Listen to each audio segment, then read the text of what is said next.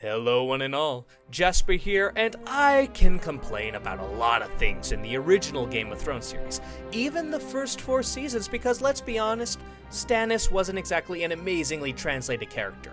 But something that I don't think I can ever be critical of is the casting. I might have 1 or 2 nitpicks here and there, after all those Stark boys lacking auburn hair is a little annoying, but overall, everyone is almost perfect. You would have to be a madman to try to attempt to change it. Sadly for you lot, I got out of the asylum, and since no one can stop me, it's what I'm gonna do.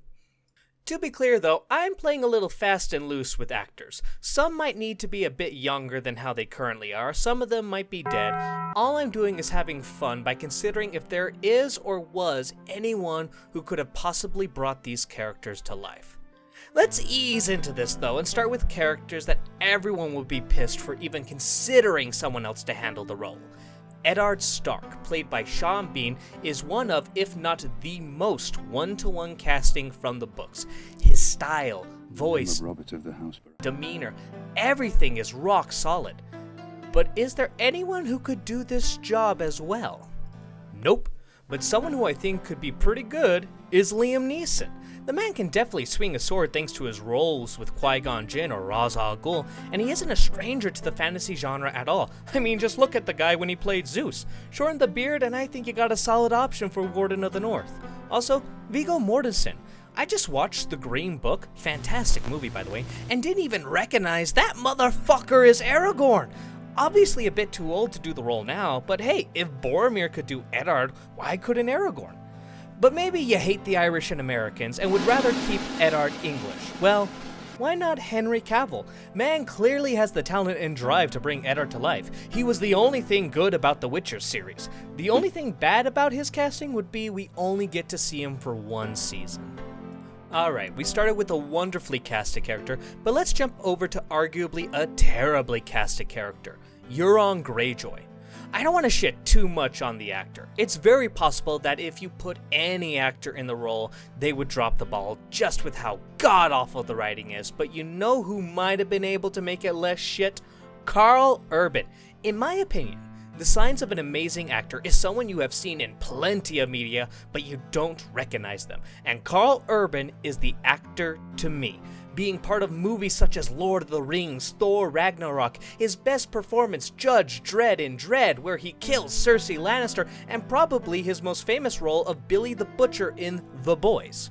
Someone else who I would like to offer the role to is Tim Curry. Obviously not modern Tim Curry, poor guy suffered a stroke, but hey, if we pick him up when he was a spry young 40-year-old man, I think he could do the role justice. Now, many of you people think my entire reasoning is because he played Long John Silvers in Muppet Treasure Island. And you would be right, but there is more in my back pocket.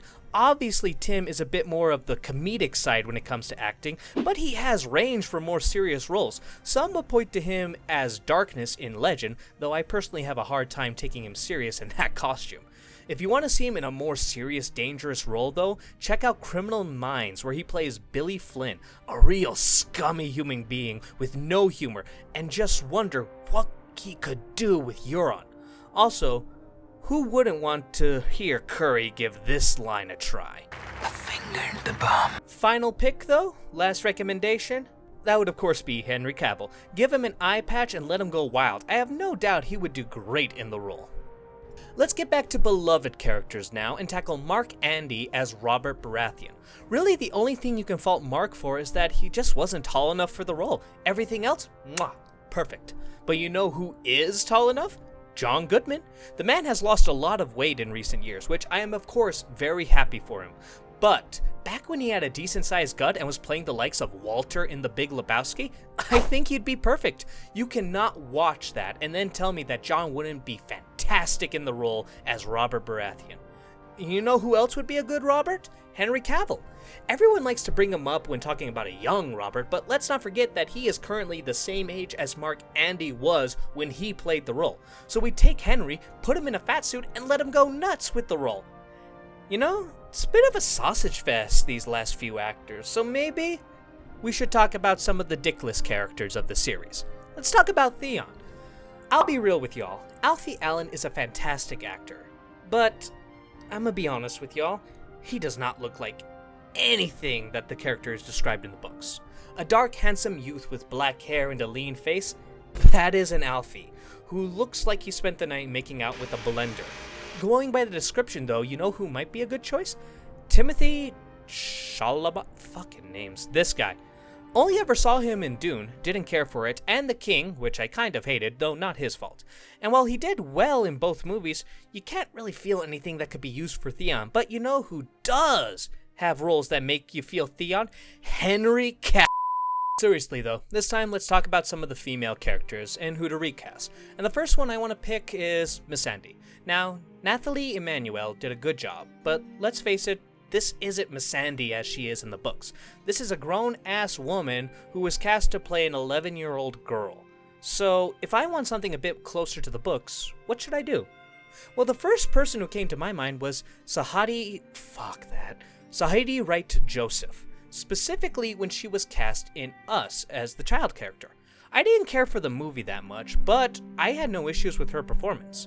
But if you don't think plucking people from specific ages is good, well then how about Madison Curry? Don't know her? Well, you will remember those fucking eyes. She was also in Us and played the younger version of the main protagonist, Lydia Wilson. Let's give her a chance and she might surprise us. Though obviously the best casting choice, we all know it's coming, Henry Cavill. Put him in blackface, give him a breast reduction cause those pecs are massive. Have him act on his knees, and I think he might surprise us in being an 11-year-old slave girl. Let's end it off with one more actress. I'll be honest, they fucking nailed pretty much every single female character. But I will say, if I was disappointed in any of the casting, it would probably be Gemma Whelan. She does a well enough job, but I never really did look at her as a badass C-rating bitch. Though to be fair, that's hard to picture in the books as, well, she's only described as lean, which you better be a fuck ton more than lean if you want to throw hands with the lads. So I am instead going to branch away from book accuracy because what we need here is a proper muscle mommy. Thing is though, in Hollywood, I feel like they're really lacking in this department. Seriously, look up some of the most badass female characters in movies and tell me if they actually look like they could throw down with anyone. Black Widow? I will make her black and blue. Buffy Summers? She will be Buffy Falls when I'm done with her. Ellen Ripley? I'll rip her in half, I'll tell you what. So where do I go to look for some strong women who look like they can kick ass and have acting chops? Well, WWE has pushed out 3 big stars with The Rock, John Cena, and Dave Bautista, and 2 of them are actually pretty good at acting. So why not look at the female talent? And y'all, I'll be honest, I didn't look that hard because the first one who came up was Rhea Ripley. I wonder if she's related to Ellen Ripley.